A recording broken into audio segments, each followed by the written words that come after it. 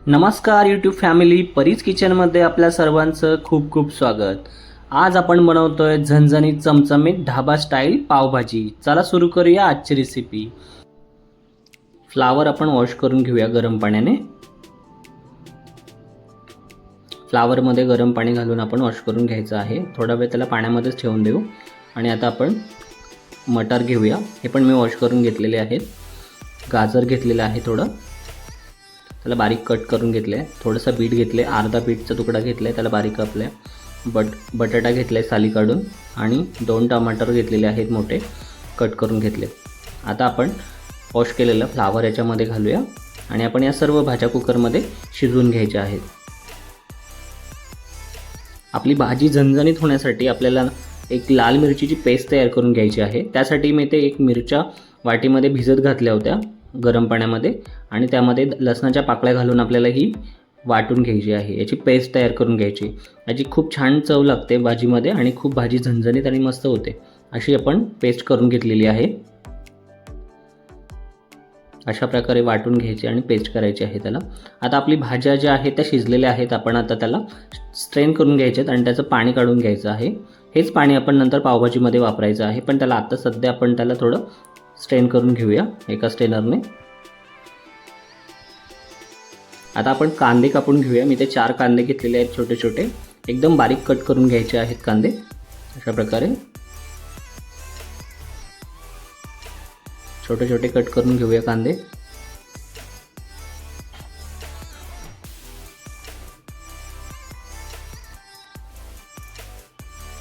अशा पद्धतीने तुम्ही पावभाजी एकदा नक्की ट्राय करून बघा, तुम्हाला नक्की आवडेल ही रेसिपी.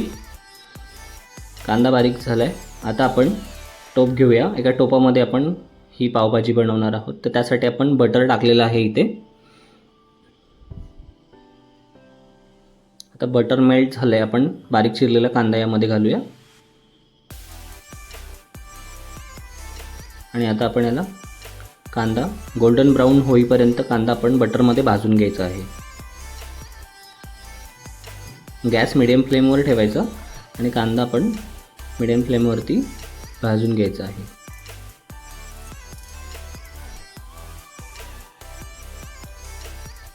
तुमची क्वांटिटी जर कमी असेल तर तुम्ही तव्यामध्ये पण करू शकता. तव्यामध्ये आणखी चांगली लागते, त्याची चव वेगळीच लागते. जी आपल्याला स्टॉलवरती पावभाजी मिळते अशा प्रकारे तिची टेस्ट असते. पण इथे कसं मी क्वांटिटी जास्त असल्यामुळे मी इथे टोपामध्ये बनवली. आता आपण यामध्ये अद्रक लसणाची पेस्ट घालूया. अद्रक लसणाची पेस्ट पण आपण 1 मिनिटभर याला परतून घेऊया चांगली. गॅस मिडियम फ्लेमवरच ठेवायचा आहे, गॅस फास्ट नाही करायचा आहे.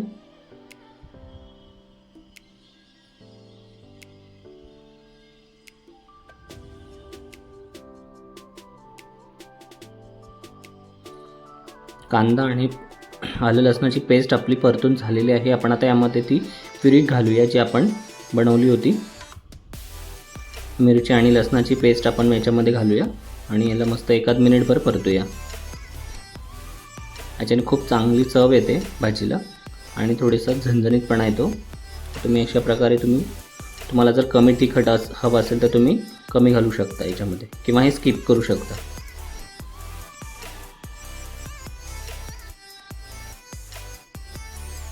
आता अजून परतून घेऊ थोडं. आता आपण यामध्ये मसाले घालूया. यामध्ये मी एव्हरेस्टचा पावभाजी मसाला घातलेला आहे. 1 ते 1.5 चमचा पावभाजी मसाला घातला आहे याच्यामध्ये. आणि आपले घरगुती मसाले आता यामध्ये घालूया. हळद घातली मी अर्धा चमचा. गरम मसाला टाकला आहे अर्धा चमचा. जिरा पावडर अर्धा चमचा. इथे लाल मिरची पावडर टाकली आहे 1 चमचा. काश्मीरी लाल मिरची पावडर 1 चमचा. आणि यामध्ये थोडा मालवणी मसाला घालूया 1 चमचा. याने आता आपण हे मसाले परतून घेऊया. मीडियम फ्लेमवर आपण हे सगळे मसाले परतून घ्यायचे आहेत 1 ते 1.5 मिनटं. अशा प्रकारे आपण मसाले परतून घेऊया. तेल सुटेपर्यंत यांना परतायचे मस्त. गॅस मिडियम फ्लेमवरच ठेवायचा आहे. तुम्ही बघू शकता आपला मसाला परतून झाला आहे. आता याच्यामध्ये मीठ घालूया थोडंसं चवीनुसार. मीठ जास्त नाही घालायचं आहे, आपण बटर घातले, बटरमध्ये पण मीठ असतं, त्यामुळे मीठ थोडं बेताने घालायचं आहे. आणि आपण भाज्या शिजतानासुद्धा मीठ घातलं होतं, त्यामुळे मीठ नाही जास्त घालायचं. आता यामध्ये थोडं पाणी घालू आणि अजून एकदा थोडं परतून घेऊया मसाला. आपल्या मसाल्याला मस्त तेल सुटलेलं आहे. आपण आता यामध्ये आपण शिजवलेल्या उकडलेल्या भाज्या आपण याच्यामध्ये घालूया.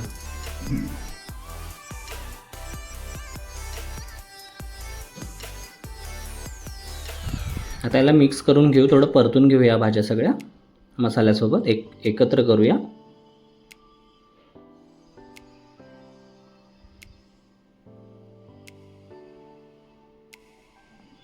भाज्या अशा प्रकारे आपण मस्त परतून घ्यायच्या आहे आणि चमच्याच्या सहाय्यानेच त्या आपल्याला थोड्या थोड्या मॅश करायच्या आहेत.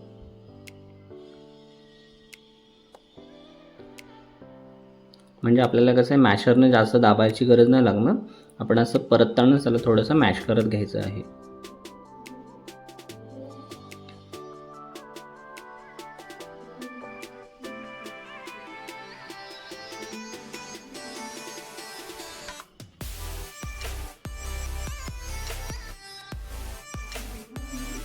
हे बघा, अशा प्रकारे मी ते थोडे मॅश करून घेतलेले आहेत भाज्या सगळ्या.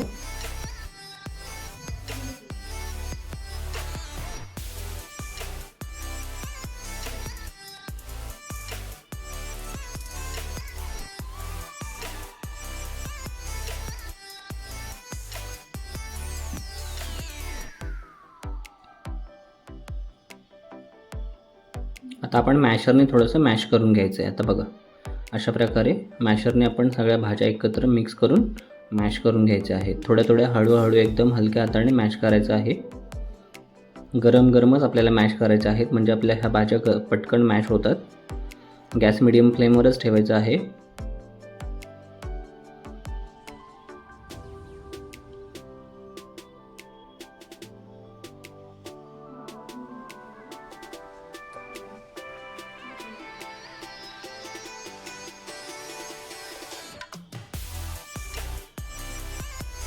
तुम्ही बघू शकता आपल्या भाज्या एकदम अशा मॅश झालेल्या आहेत. आपण आता त्याला मिक्स करूया आणि यामध्ये थोडंसं आपण पाणी घालूया. आपण जे भाजीमधून पाणी काढलं होतं तेच पाणी आपण यामध्ये घालायचं आहे, कुकरमधलं पाणी. असं मिक्स करून घेऊ पाणी आणि पुन्हा एकदा थोडंसं याला आपण मॅश करून घ्यायचं आहे. असं थोडं थोडं करून पाणी घालून याला मॅश करायचं आहे. ते पूर्ण पाणी आपण जे भाज्यांचं आहे ते याच्यामध्ये वापरायचं आहे.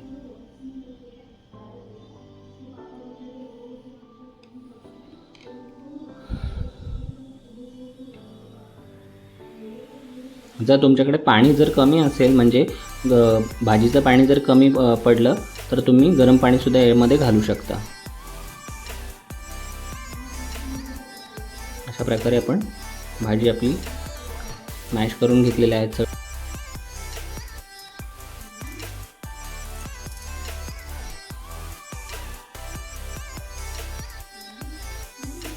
पुन्हा एकदा आपण थोडं मॅश करून घेऊया.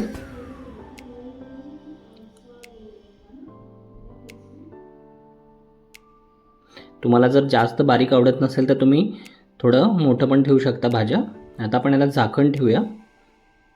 1 मिनिटभर आपल्याला झाकण ठेवून याला मस्त शिजवून घ्यायचं आहे. मसाला एकदम आपल्या भाजीमध्ये मिक्स झाला पाहिजे. तुम्ही बघू शकता ते मस्त आपली भाजी तयार आहे.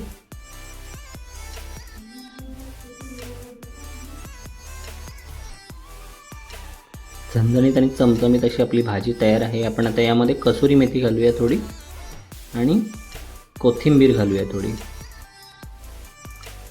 अशा प्रकारे तुम्ही पावभाजी नक्की एकदा ट्राय करून बघा. तुम्हाला नक्की आवडेल ही रेसिपी. आणि रेसिपी आवडली असेल तर लाईक करा, कमेंट करा आणि चॅनलला सबस्क्राईब करा. आता आपण पाव भाजून घेऊया. याच्यामध्ये तव्यामध्ये बटर टाकलेलं आहे थोडंसं. यामध्ये आपण पाव भाजून घ्यायचे आहेत. जर तुम्हाला तिखट आवडत असेल तर तुम्ही पावालासुद्धा ती आपल्या मिरचीची पेस्ट आपण जी उरलेली आहे ती लावू शकता, जर तुम्हाला तिखट आवडत असेल तर.